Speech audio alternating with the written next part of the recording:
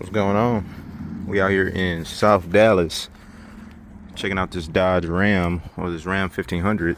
It had a leak coming from what I verified to be the radiator. So customer's going to run and get the radiator, and I should have this out by the time he gets back.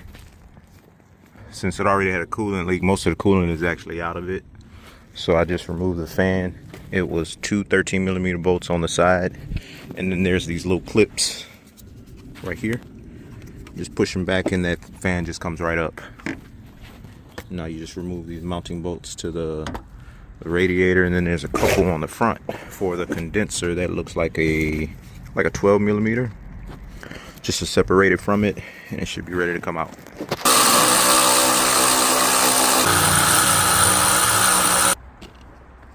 And there's one more additional bolt for the condenser down that way, and it's a 12mm. Let me see if I can zoom in there for you. Let me see. There you go, bub. Should just be ready to lift on up. And there was also a 10mm bolt for the AC line that is just held into the radiator also. So make sure you get that one out.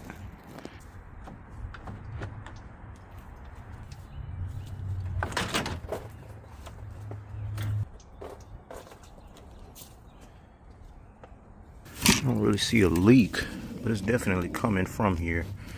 Usually you'll see like a little crack in the plastic somewhere, but this time it looked like it's just coming from the bottom of the fins. So,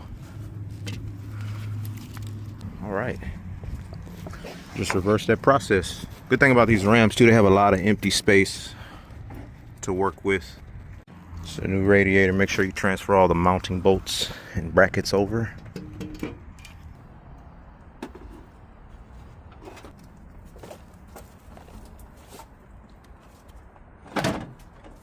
I didn't see a crack in the plastic, but it looked like it's just coming out through the bottom part of the fins.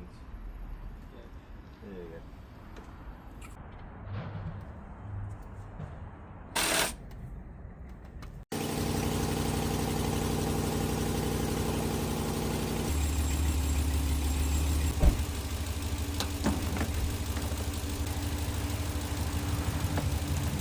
Every town's a story, every car a song. HerbzAutoCare on the journey, we've been rolling too long.